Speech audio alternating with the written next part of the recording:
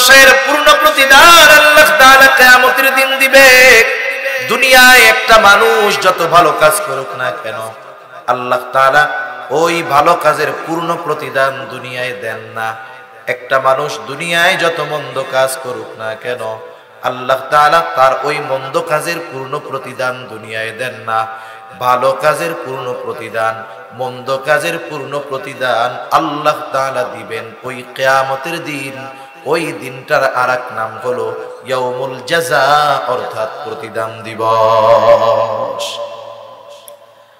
যদি আল্লাহ কিয়ামত কায়েম না করত, তাইলে মুমিনদের উপরে বেইনসাফি করা হতো। মুমিনদের উপরে বেইনসাফি করা হইতো। আল্লাহ তো বেইনসাফি করেন না। এজন্য কিয়ামত কায়েম কইরা দুনিয়ায় মুমিনের ভালো কাজের প্রতিদান দিবে।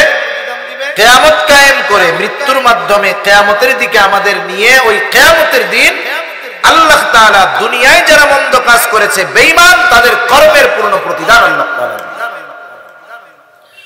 এজন্য আল্লাহ তাআলা জানায় দেন, কুল্লু নাফসিন যায়িকাতুল মাউত, প্রত্যেকটা মানুষকে মৃত্যুর স্বাদ আস্বাদন করতেই হবে। কেন মৃত্যু?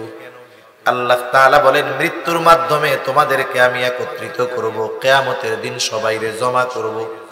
ও আল্লাহ, কেন জমা করবেন?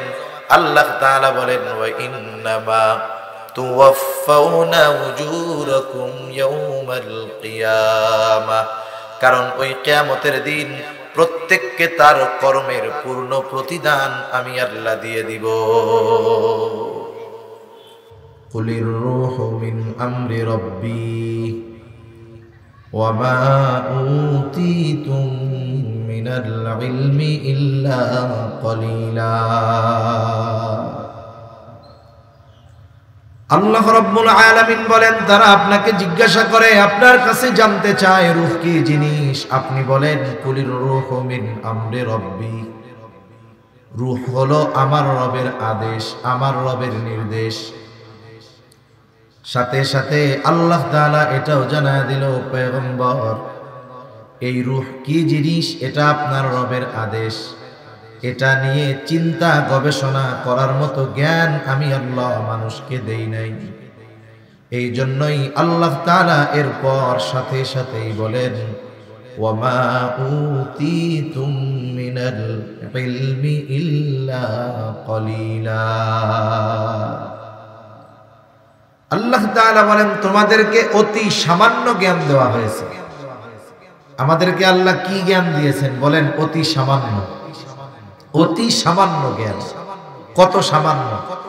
আসলে কথা একটা আসলে এর পাশে আর একটা চলে আসে। একবার চিন্তা করি যে বাদ দিয়ে দেই, আর একবার চিন্তা করি বলারও দরকার আছে যে আমাদের জ্ঞানের পরিধি কত বড় একটু জানি। সূরাতুল কাহাফের মধ্যে মুসা আলাইহিস সালাম আর খিজির আলাইহিস সালামের একটা সফরের ঘটনা আছে, শিক্ষা সফর। আপনাদের এলাকা থেকে ছাত্ররা, বিভিন্ন যুবকেরা মাঝে মধ্যে শিক্ষা সফরে যায় নাকি? এই সব হলো কুশিক্ষার সফর। কিসের সফর বলেন? কুশিক্ষার সফর। এখানে কোনো সুশিক্ষা নাই। ওখানে যা হয় তা সব জায়গা বলাও যায়। শিক্ষা সফর হলো আপনি ওমরার সফরে গেছেন, হজের সফরে গেছেন, শিক্ষা সফর। এই যে ফেব্রুয়ারির 2, 3, 4 বিশ্ব ইজতেমা যাবেন, সফরে বের হবেন, ওইগুলো হলো শিক্ষা সফর। আর জাগতিক অধিকাংশ যে শিক্ষা সফরের নামে যায়, এগুলা হলো কুশিক্ষার সফর, গোনার সফর, পাপের সফর। তার সফর শুরু হয়েছে কি দিয়া? দুইজনে সমুদ্র পাড়ি দেওয়ার জন্য একটা নৌকার মধ্যে উঠছে। নৌকার মধ্যে সমুদ্র পাড়ি দিবে, দুইজন উঠছে। হঠাৎ একটা দৃশ্যের দিকে দুইজনেরই নজর গেল। যারা সমুদ্র পথে সফর করেছেন, নদী পথে সফর করেছেন, তারা দেখে থাকবেন সমুদ্রের মধ্যে বিভিন্ন রকমের পাখি উড়ে, গাংচিল উড়ে, পাখি উড়ে। কিছু কিছু পাখি আছে, যখন ওই পাখির পানি তৃষ্ণা পায়, সে উড়ন্ত অবস্থায় তার ঠোঁট পানির সাথে লাগায়া পানি পান করে। খিজির আলাইহিস সালাম মুসা আলাইহিস সালামকে ওই দৃশ্য দেখাইলেন। এরপরে খিজির আলাইহিস সালাম মুসা আলাইহিস সালামকে বলতেছে, ভাই মুসা, আল্লাহ তাআলার জ্ঞান যদি হয় এই সমগ্র সমুদ্র পরিমাণ, আল্লাহ তাআলার জ্ঞান যদি হয় এই সমুদ্রের সমগ্র পানির সমপরিমাণ, এই জ্ঞানের তুলনায় গোটা সৃষ্টি জগতের জ্ঞান হলো ওই পাখির ঠোঁটে যতটুকু পানি লেগে আছে তার চাইতেও অনেক কম। কথা বুঝেন নাই মনে হয়? বুঝতে পারছেন? তাহলে এই কথা শুনে সুবহানাল্লাহ মুখ দিয়ে বাইর হবে না তো বোবা মানুষের? জোরে বলেন সুবহানাল্লাহ। আল্লাহর জ্ঞান যদি হয় সমুদ্র পরিমাণ, গোটা সৃষ্টি জগতের জ্ঞান হইল পাখির ঠোঁটে লেগে থাকা এক ফোঁটা পানির পরিমাণ।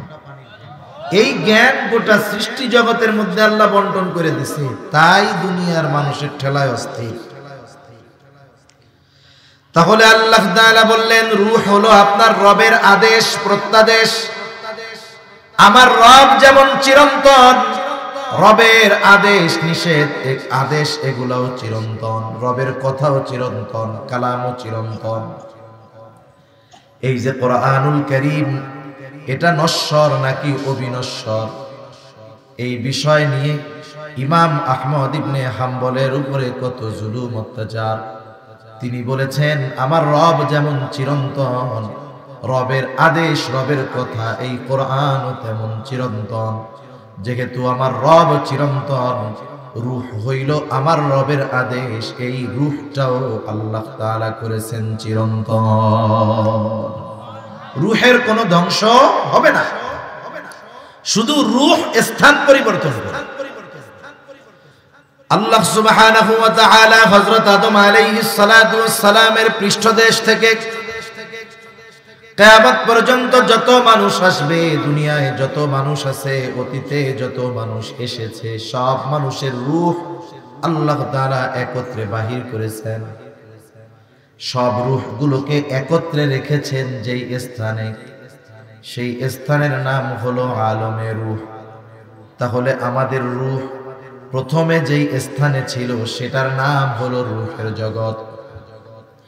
এরপরে আল্লাহ রাব্বুল আলামিন মা বাবার মাধ্যমে মায়ের রেহেমের ভিতরে একেবারে সামান্য এক ফোঁটা শুক্র কীট থেকে আল্লাহ তাআলা আমাকে আপনাকে একটা স্ট্রাকচার, একটা দেহ দিলেন। উল্লেখ করার মতো কিছুই আমার আপনার ছিল না। আল্লাহ তাআলা কোরআনুল কারীমের মধ্যে বলেন হাল আতা আলাল ইনসানি হিনুম মিনাদ দাহরি লাম ইয়াকুন শাইআম মাযকুরা। প্রত্যেকটা মানুষ কি এমন কিছু কাল অতিক্রম করে নাই যে তার উল্লেখ করার মতো কোনো কিছুই ছিল না? এরপরে মায়ের রেহেমের ভিতরে একটা সময় আল্লাহ তাআলা রক্তপিণ্ডে সেটাকে পরিণত করলেন। এরপরে আবার প্রসেসিং করে আল্লাহ তাআলা একটা মাংসপিণ্ডে মায়ের পেটের ভিতরে ওই এক ফোঁটা শুক্র কীটকে আল্লাহ তাআলা একটা মাংস টুকরায় তৈরি করলেন। 120 দিনের প্রসেস শেষ। এইবার আল্লাহ তাআলার নির্দেশে ফিরিস্তা মায়ের পেটের ভিতরে আইসা হাজির। ওই মরা মৃত মাংস পিণ্ডের মধ্যে আল্লাহ তাআলার আদেশে ফিরিস্তা যখন রূহ ফুঁকে দিল, মায়ের পেটের ভিতরে মরা ওই মাংসের টুকরাটা জিন্দা হয়ে গেল। এই দেহটা প্রথমে মৃত ছিল, এই দেহটা প্রথমে কি ছিল? এজন্য আল্লাহ তাআলা কোরআনুল কারীমে সূরা মুলকের মধ্যে বলেন আল্লাযী খালাকাল মাউতা ওয়াল হায়াতা লিয়াবলুয়াকুম আইয়ুকুম আহসানু আমালা। আল্লাহ তাআলা বলেন তিনি আল্লাহ আল্লাযী খালাকাল মাউতা ওয়াল হায়াত, যিনি মৃত্যু এবং জীবন সৃষ্টি করছেন। এই দেহ আগে মৃত ছিল, জীবিত হয়েছে কেন? রূহ দেওয়ার কারণে। কথা বুঝতেছেন তো? রূহ দেওয়ার কারণে। এই দেহের সাথে রূহ কতদিন থাকবে, কতক্ষণ থাকবে, আল্লাহ সুবহানাহু ওয়া তাআলা সব কিছু নির্ধারিত করে ফেরেশতাকে পাঠিয়ে দিয়েছেন। এই যে রূহের সাথে এই দেহের একটা সংযোগ হয়ে গেল, ওই সময় আমাদের রূহের কিছু দিনের অবস্থান ছিল আলমে বতন, মায়ের পেটের মধ্যে ছিল রূহ। ওই ছোট্ট একটা দেহের মধ্যে। এরপরে নির্ধারিত মেয়াদকাল শেষে আল্লাহ তাআলা মায়ের রেহেম থেকে, গর্ভ থেকে আমাদের দুনিয়ায় পাঠাইলেন। এখন এই দেহের মধ্যে রূহটা আছে, রূহের অবস্থান হলো আলমে দুনিয়ায়। কারণ এখন আছি আমরা দুনিয়ায়, রূহের জগৎ থেকে মায়ের পেটে আলমে বতনে, আলমে বতন থেকে এখন আছে আলমে দুনিয়ায়। আমাদের দেহের মধ্যে আছে। একটা নির্ধারিত সময় আসবে, আল্লাহ তাআলার নির্দেশ, এইবার এই রূহ আমার আপনার দেহের সাথে আর থাকবে না। আল্লাহ তাআলা আমাদের প্রত্যেকের হায়াতকে লিমিট নির্ধারিত করে দিয়েছেন। এই যে পানির বোতলটা আছে, এই পানির বোতলের মধ্যে কিছু কথা লেখা আছে। একটা লেখা আছে উৎপাদনের তারিখ, আর একটা লেখা আছে মেয়াদ, আর একটা আছে তার ব্যাচ নম্বর। মেয়াদটা দেওয়া হলো ৩/৯/২৪ সাল। বলেন তো, আপনি যদি বোতলের মধ্যে বাজারে কিনতে গিয়ে দেখেন এইটার মেয়াদ শেষ হয়ে গেছে, পানির দাম ১৫ টাকা, মেয়াদ যদি শেষ হয়ে যায় এই ১৫ টাকার পানি আপনি ৫ টাকা দিয়ে কিনবেন নাকি? আপনি বুঝতে পারতেছেন, দেখতে পারতেছেন মেয়াদ শেষ, এই জন্য এটার কোনো দাম। আমার আপনারও একটা নির্দিষ্ট মেয়াদ আছে, কিন্তু দেখা যায় না। মেয়াদ ফুরায় গেলে এই পানির বোতলের যেমন কোনো দাম নাই, মেয়াদ যখন আমার আপনার হায়াতের ফুরায় যাবে আমার আপনারও দাম নাই। এই এত সুন্দর দেহ, এটা কোনো কাজে লাগবে না, কেউ মূল্যায়ন করবে না। যখন রূহটা দেহ থেকে বিচ্ছিন্ন হয়ে যাবে, মালাকুল মাউত যথাসময়ে হাজির হয়ে যাবে। এক মুহূর্ত আগেও আসবে না, এক মুহূর্ত বিলম্ব করবে না। আল্লাহ তাআলা বলেন, ফাইযা জাআ আজালুহুম লা ইস্তাখিরুনা সাআতাও ওয়া লা ইস্তাকদিমুন। এক মুহূর্ত আগেও আমি আপনি মরব না, এক মুহূর্ত বিলম্ব হবে না, একেবারে যথাসময় হায়াতটা যতটুকু সময়ের ততটুকু সময় আমি আপনি দুনিয়ায় থাকব। এই রূহটা মালাকুল মাউত এসে বের করে নিয়ে যাবে আমার আপনার মধ্য থেকে। একটু চিন্তা করেন, কারণ মৃত্যুর মাধ্যমেই কিয়ামতের শুরু হয়ে যায়। মৃত্যু থেকে নিয়ে আলমে বরজখের সময়কালটাকে বলা হয় ছোট কিয়ামত। এরপর থেকে নিয়ে শুরু হয় বড় কিয়ামত। ছোট কিয়ামতটা যে ট্যাকেল দেওয়ার যোগ্যতা অর্জন করে, বড় কিয়ামত আল্লাহ তাকে পার করায় দেওয়ার ব্যবস্থা করে। একটু চিন্তা করেন, আপনি ওয়াজ শুনতে আসছেন, হয়তো বাড়িতে আপনার স্ত্রী, আপনার বোন, আপনার কন্যা আছে, চিন্তা করতেছে আব্বা ওয়াজ শুনতে গেছে, ভাইয়া ওয়াজ শুনতে গেছে। স্ত্রী চিন্তা করতেছে স্বামী ওয়াজ শুনতে গেছে, ওয়াজ শুনে আইসা জানি দেরি না হয়, এই জন্য আগের থেকে সুন্দর মতো তার বিছানাটা পরিপাটি পরিষ্কার করে গুছায়া রেডি করে রেখে দিয়েছে, কম্বল টম্বল সব দিয়া।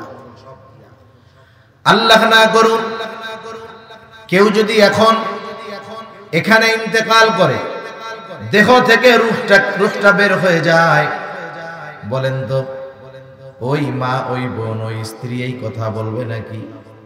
বেচারা ওয়াজ শুনতে গেছিল কিন্তু মারা গেল, যেহেতু বিছানাটা তার জন্য প্রস্তুত করেছিলাম, আজ রাতটা এই কম্বলের তলে বিছানার নিচে তার দেহটা থাক, বলেন তো রাখবে নাকি? ঘরের মধ্যে লাশটা উঠাবে না। অথচ দেখেন এই অঙ্গ প্রত্যঙ্গের প্রতি কত মায়া। এই চেহারা না দেখলে যেই মায়ের অন্তরের মধ্যে শান্তি লাগতো না, যেই চেহারা না দেখলে স্ত্রীর অন্তরে শান্তি আসতো না, যেই চেহারা না দেখলে ভাইয়ের চেহারা না দেখলে বোনের ভালো লাগতো না, যখন রূহটা বের হয়ে যাবে এই দেহটাকে তারা নিজেই ঘরে তুলতে দিবে না। এটাই শেষ, তো কিয়ামত শুরু। আমাদের অঞ্চলে যখন কোনো মানুষ মারা যায়, মারা যাওয়ার পরে মাইকে তার মৃত্যুর খবর প্রচার করে, অমুক এলাকার অমুক আজ সন্ধ্যা ৬ ঘটিকার সময় ইন্তেকাল করিয়াছে, আগামী দিন সকাল ৯টায় অমুক ঈদগাহ ময়দানে তার জানাজা অনুষ্ঠিত হবে। অতএব সকল ধর্মপ্রাণ মুসল্লিদেরকে উক্ত মরহুমের মাগফিরাত কামনায় তার জানাজায় শরীক হওয়ার জন্য বিশেষভাবে অনুরোধ করা গেল। এই রকম প্রচার আপনাদের এলাকায় হয় নাকি? এই প্রচার করার সময় একটা শব্দ বলে ইন্তেকাল। ইন্তেকাল ইন্তেকাল শব্দের অর্থ হলো স্থানান্তরিত হওয়া। স্থানান্তরিত হওয়া তার মানে এক জায়গায় ছিল, চলে গেছে আর এক জায়গায়। আসলে এই দেহটা আব্দুর রহিম আব্দুল করিম না, মূলত রূহটাই হইল আব্দুর রহিম আব্দুল করিম। এই জন্য বলে আব্দুর রহিম ইন্তেকাল করিয়েছে। এই দেহর থেকে যখন আব্দুর রহিমের রূহটা বের হয়ে যায়, তখন এই দেহটার নাম হয়ে যায় লাশ।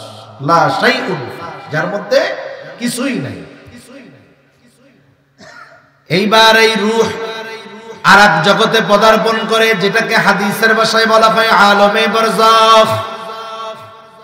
একটা মানুষ মৃত্যুবরণ করার পর তাকে কবরে রাখা হোক আর না রাখা হোক, বাঘে খায়া ফেলুক আর সিংহে খায়া ফেলুক, আগুন দিয়া পোড়ায় দিক আর যা করুক, প্রত্যেককেই যেতে হয় আলমে বরজখে। আলমে বরজখে আমাদের সকলকেই অবস্থান করতে হবে।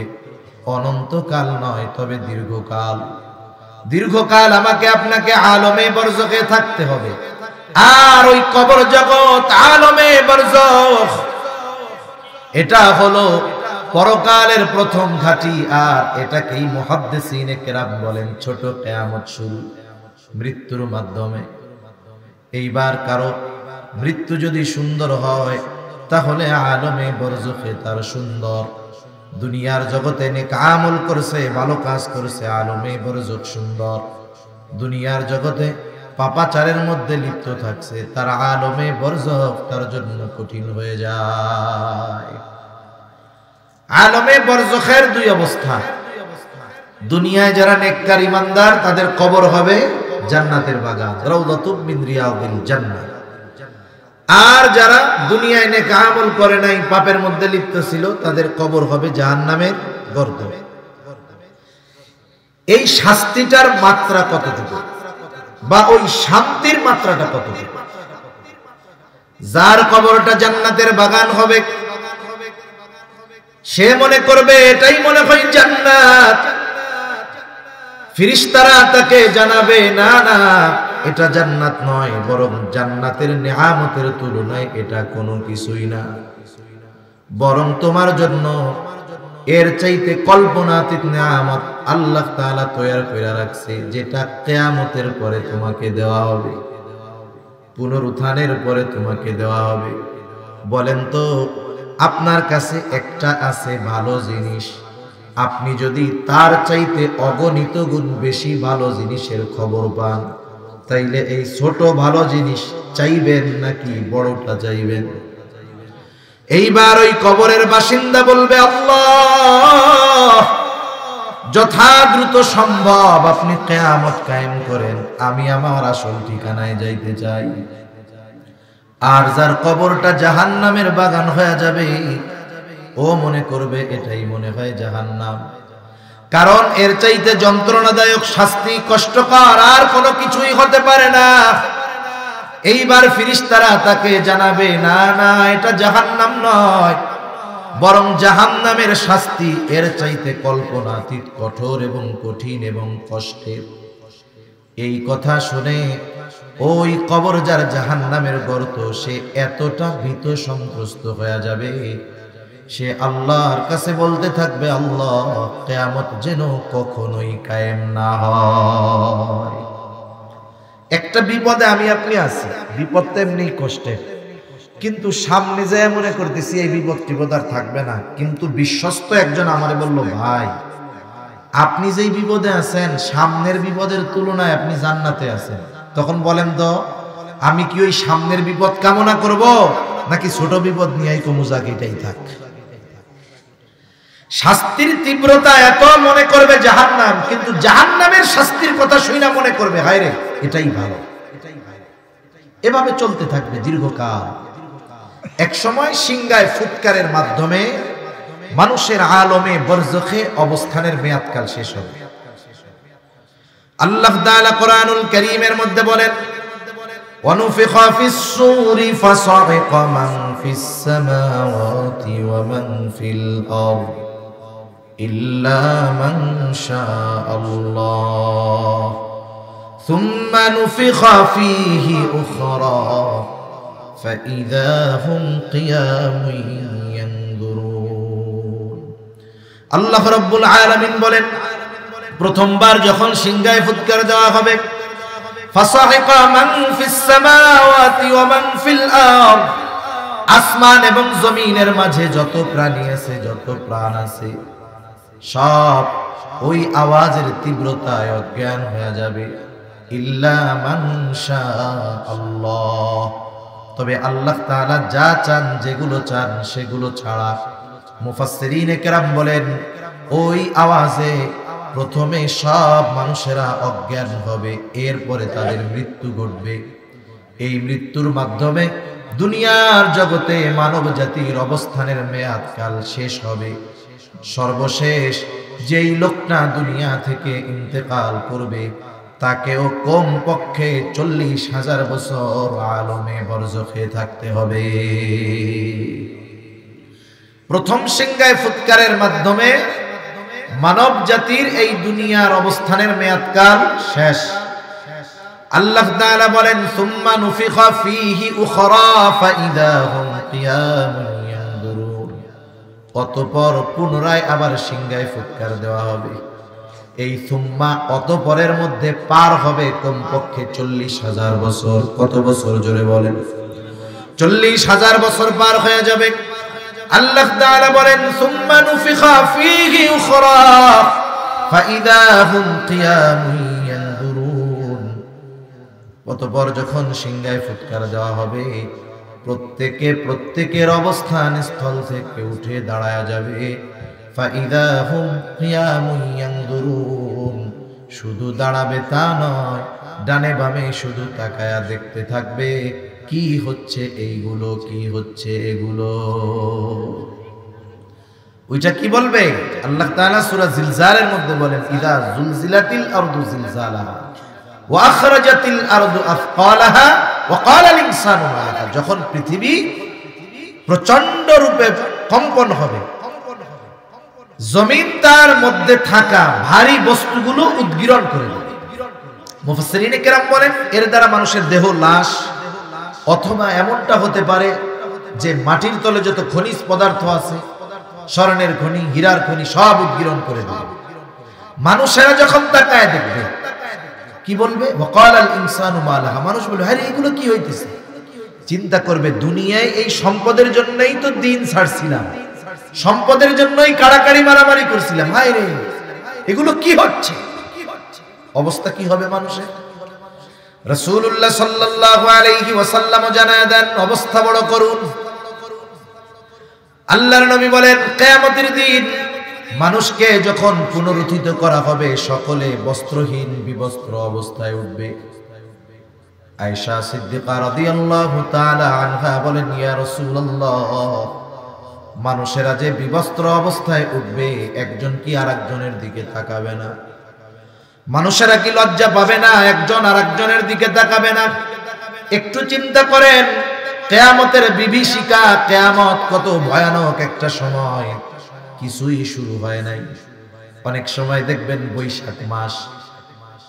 বৈশাখ মাস যখন হয় মাঝে মধ্যে কাল বৈশাখী ঝড় হয় না আকাশ পরিষ্কার কোনো মেঘ নাই হঠাৎ করে 10 মিনিটের ভিতরে গোটা আকাশ কালো মেঘে মেঘাচ্ছন্ন হয়ে যায় ভর দুপুরে এতটা মেঘ এতটা অন্ধকার কেমন যেন আমাবস্যার গুটগুটে কালো অন্ধকার ঝড়ও হইতেছে না বৃষ্টিও হইতেছে না শুধু আবহাওয়ার এতটুকু পরিবর্তন বলেন তো এই পরিবর্তনটা যখন আমাদের পরিলক্ষিত হয় অন্তরের মধ্যে ভীতি সঞ্চার হয় কি হয় না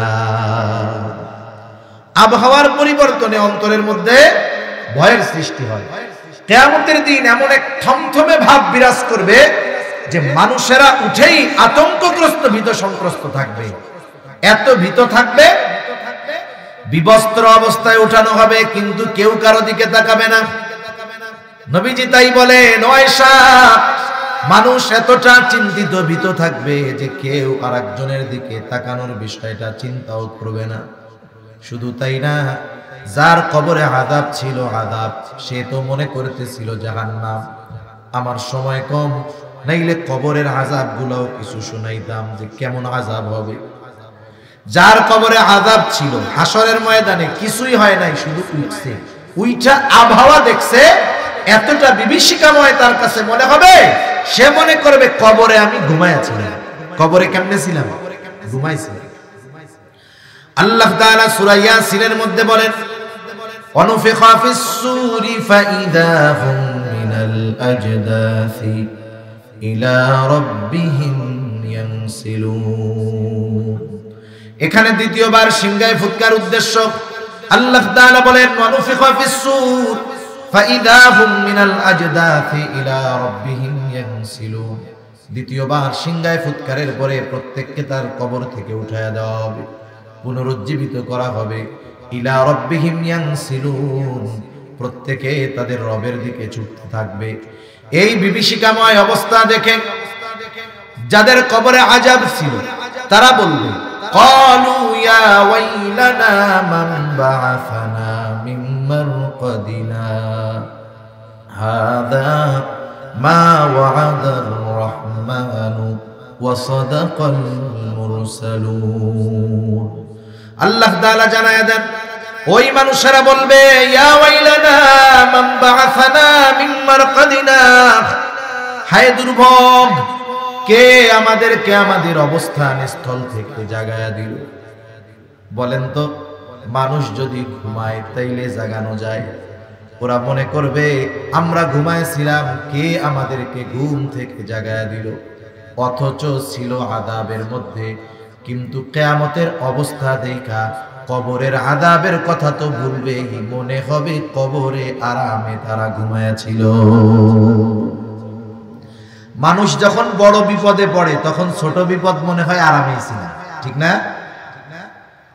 এইবার মুমিনরা অথবা ফেরেশতারা তাদের এই কথার জবাবে বলবে, হাদা মা ওয়া'আদার রহমান, এটাই হলো দয়াময় রহমানের সেই প্রতিশ্রুত দিবস, দয়াময়ের সেই প্রতিশ্রুত দিবস, যেই দিবসের সত্যায়ন রাসূলগণ করেছেন। ওয়া সাদাকাল মুরসালুন, রাসূলগণ যেই দিবসের সত্যায়ন করেছে, এই দিবসের এক নাম হলো ইয়াউমুল কিয়ামাহ, এই দিবসের এক নাম হলো ইয়াউমুল হাসর। কারণ হাসর একত্রিতকরণ দিবস। ওই দিন পৃথিবীর শুরু থেকে নিয়ে শেষ পর্যন্ত যত মানুষ এসেছে তাদের সকলকে একত্রিত করা হবে। ওই দিবসের এক নাম হলো ইয়াউমুল জাযা, প্রতিদান দিবস। কারণ মানুষের পূর্ণ প্রতিদান আল্লাহ তাআলা কিয়ামতের দিন দিবে। দুনিয়ায় একটা মানুষ যত ভালো কাজ করুক না কেন, আল্লাহ তাআলা ওই ভালো কাজের পূর্ণ প্রতিদান দুনিয়ায় দেন না। একটা মানুষ দুনিয়ায় যত মন্দ কাজ করুক না কেন, আল্লাহ তাআলা তার ওই মন্দ কাজের পূর্ণ প্রতিদান দুনিয়ায় দেন না। ভালো কাজের পূর্ণ প্রতিদান, মন্দ কাজের পূর্ণ প্রতিদান আল্লাহ তাআলা দিবেন ওই কিয়ামতের দিন। ওই দিনটার আরেক নাম হলো ইয়াউমুল জাযা, অর্থাৎ প্রতিদান দিবস। যদি আল্লাহ কিয়ামত কায়েম না করত তাইলে মুমিনদের উপরে বেইনসাফি করা হইতো, মুমিনদের উপরে বেইনসাফি করা হইতো। আল্লাহ তো বেইনসাফি করেন না। এজন্য কিয়ামত কায়েম কইরা দুনিয়ায় মুমিনের ভালো কাজের প্রতিদান দিবে, কিয়ামত কায়েম করে মৃত্যুর মাধ্যমে কিয়ামতের দিকে আমাদের নিয়ে ওই কিয়ামতের দিন আল্লাহ তাআলা দুনিয়ায় যারা মন্দ কাজ করেছে, বেঈমান, তাদের কর্মের পূর্ণ প্রতিদান আল্লাহ তাআলা। এজন্য আল্লাহ তাআলা জানায় দেন, কুল্লু নাফসিন যায়িকাতুল মাউত, প্রত্যেকটা মানুষকে মৃত্যুর স্বাদ আস্বাদন করতেই হবে। কেন মৃত্যু? আল্লাহ তাআলা বলেন, মৃত্যুর মাধ্যমে তোমাদেরকে আমি একত্রিত করব, কিয়ামতের দিন সবাইকে জমা করব। ও আল্লাহ, কেন জমা করবেন? আল্লাহ তাআলা বলেন, ওয়া ইন্নামা তুওয়াফাউনা উজুরাকুম ইয়াউমাল কিয়ামাহ, কারণ ওই কিয়ামতের দিন প্রত্যেককে তার কর্মের পূর্ণ প্রতিদান আমি আল্লাহ দিয়ে দিব।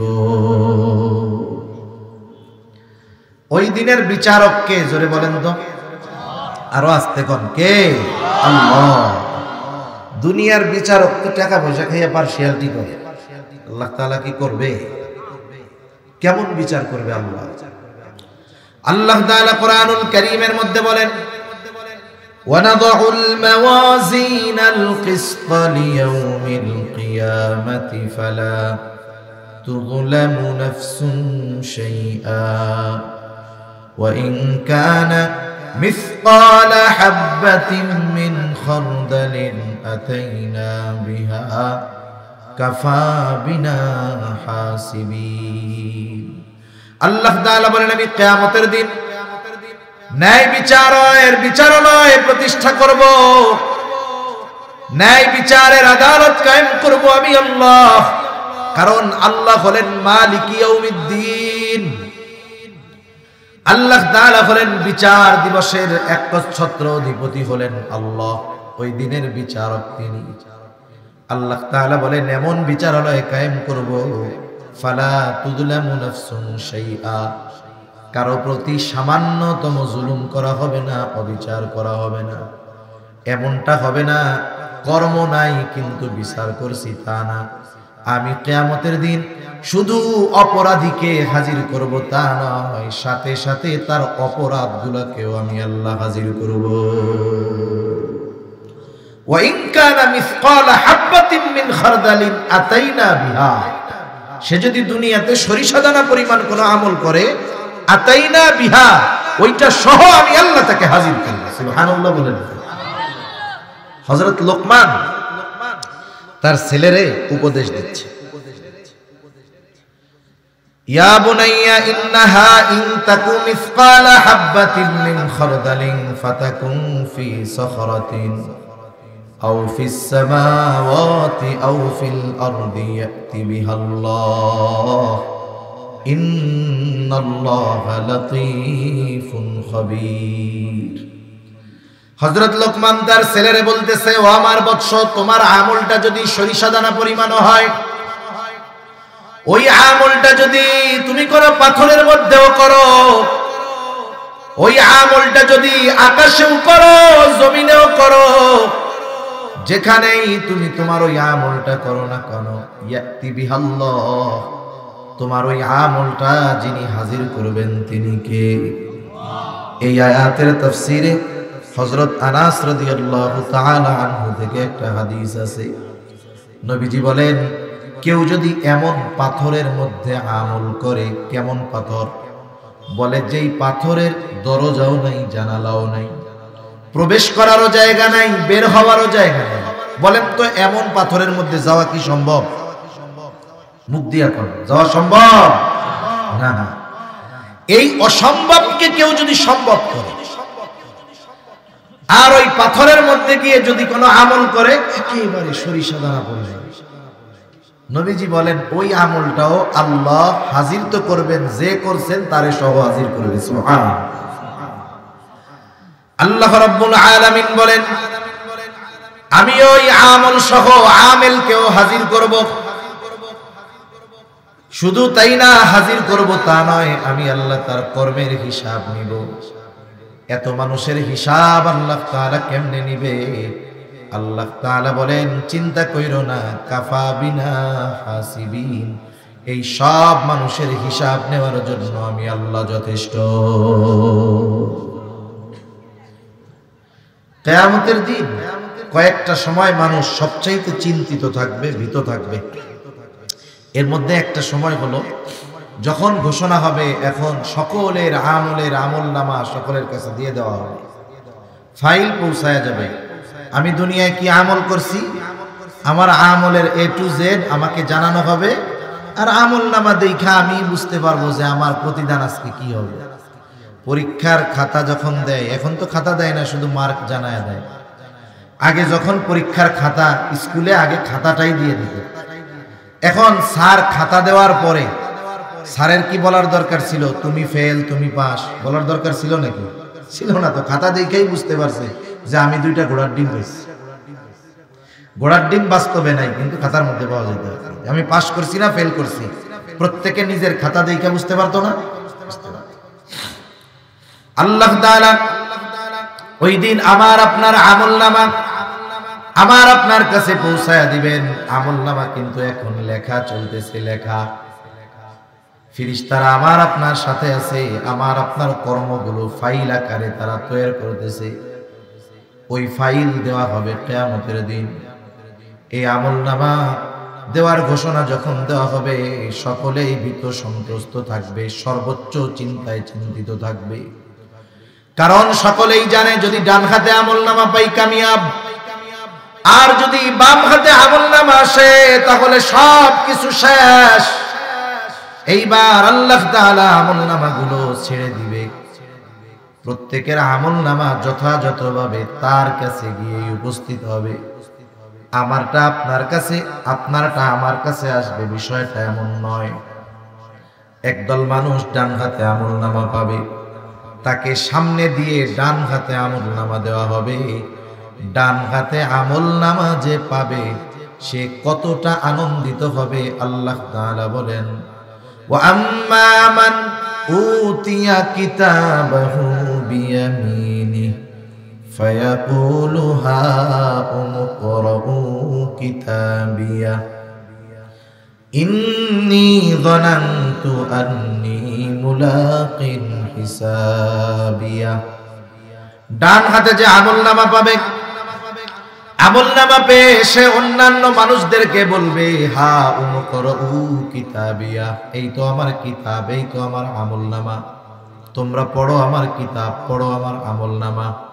সে ডান হাতে আমলনামা পাওয়ার কারণটাও বইলা দিবে। সে বলবে, ইন্নী যানানতু আন্নী মুলাকিন হিসাবিয়া। সে বলবে, আমি এই ব্যাপারে দৃঢ় ঈমান রাখতাম, ধারণা রাখতাম যে আমাকে আমার কর্মের হিসাবের জন্য আল্লাহর সাথে মুলাকাত করতে হবে। ওই বিশ্বাস ছিল তার দুনিয়ায়, যে আমি দুনিয়ায় যেই কর্ম করতেছি দুনিয়ার মানুষের চোখ ফাঁকি দেওয়া যাইতে পারে, কিন্তু এই কর্মের হিসাবের জন্য আল্লাহর সামনে আমাকে দাঁড়াতে হবে। মনে রাখবেন, দুনিয়ায় এই ভয় যার মধ্যে নাই, তার কিয়ামত পর্যন্ত যদি হায়াত পায় তার পরিবর্তন সম্ভব না। সেজন্য কিয়ামতে যে আমার হিসাব আল্লাহর সামনে দিতে হবে, এই বিশ্বাস আমাদের অন্তরের মধ্যে যথাযথভাবে গেঁথে রাখতে হবে। এই বিশ্বাসে যদি ত্রুটি হয় বা এটা যদি কেউ অবিশ্বাস করে, সে তো বেঈমান। কারণ ঈমানের 6টি ভিত্তি, এর মধ্যে একটি ভিত্তি, একটি হলো ওয়াল ইয়াউমিল আখির, আখিরাত পরকালের উপরে বিশ্বাস রাখা। আবার একদল বাম হাতে আমলনামা পাবে। বাম হাতে যে আমলনামা পাবে তাকে আমলনামা সামনাসামনি দেওয়া হবে না, বাম হাতটা বুকের মধ্যে দিয়ে চিরে পেছন দিকে নেওয়া হবে। এরপরে তাকে বাম হাতে আমলনামা দেওয়া হবে।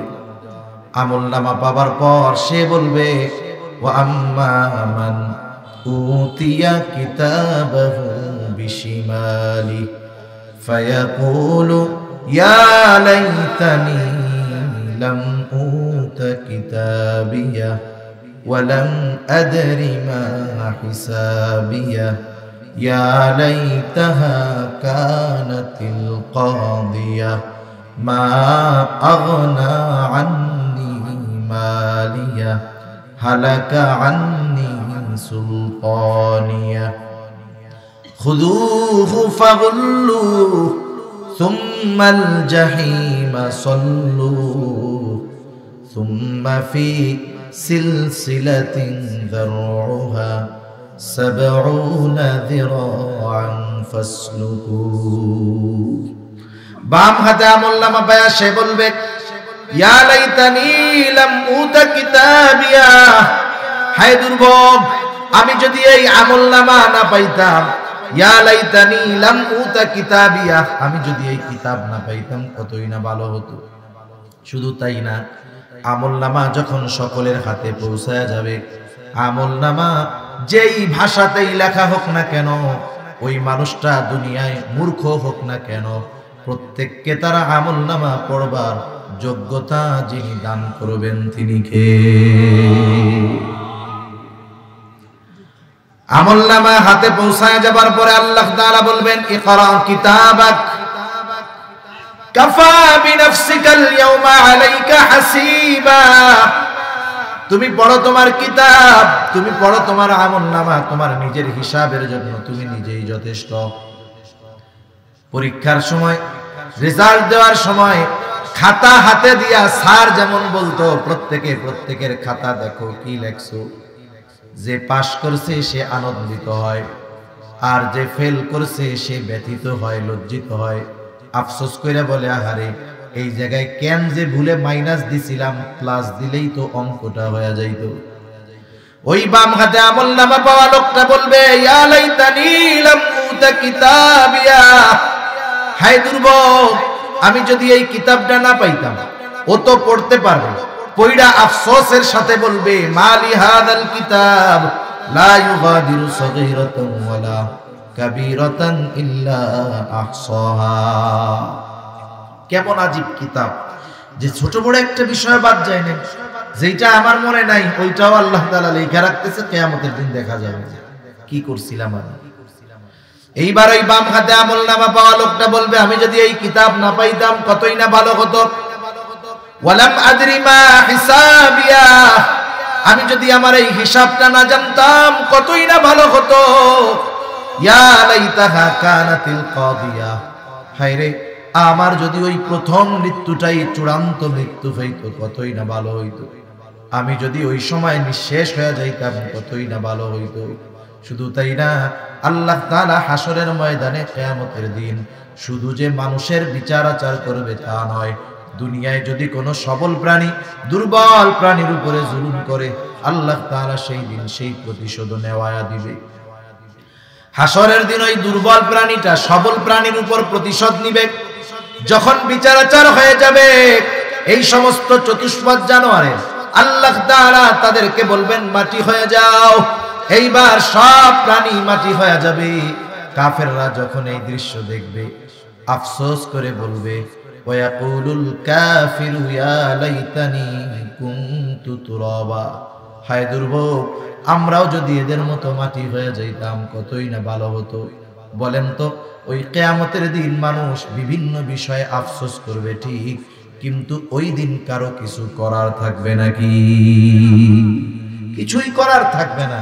এজন্য ওই কঠিন বিভীষিকাময় কিয়ামতের ময়দানে যেন আমাদেরকে ধরা পড়ে যেতে না হয়, এজন্য এই দুনিয়ায় প্রস্তুতি গ্রহণ করার দরকার আছে না নাই?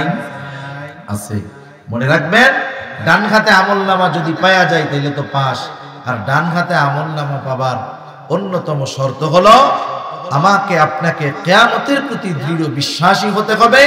সাথে সাথে এই চিন্তা সব সময় অন্তরে রাখতে হবে, আমি গুনাহ যেখানেই করি না কেন আমার এই কর্মের হিসাব দুনিয়ার কারো কাছে না দেওয়া লাগলেও কার কাছে দিতে হবে? জোরে বলেন, আল্লাহর কাছে দিতে হবে। তাহলে কি হবে? ওই কিয়ামতের দিনটা মুমিনের জন্য আসান করে দিবে আল্লাহ, সহজ করে দিবে। আর যারা দুনিয়ায় নেক কাজ করলো না, ভালো কাজ করলো না, এদের জন্য ওই দিনটা তো দীর্ঘ এক দিন হবে।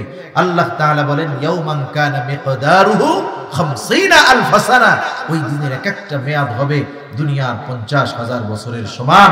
ওই দিনের অবস্থা কি হবে?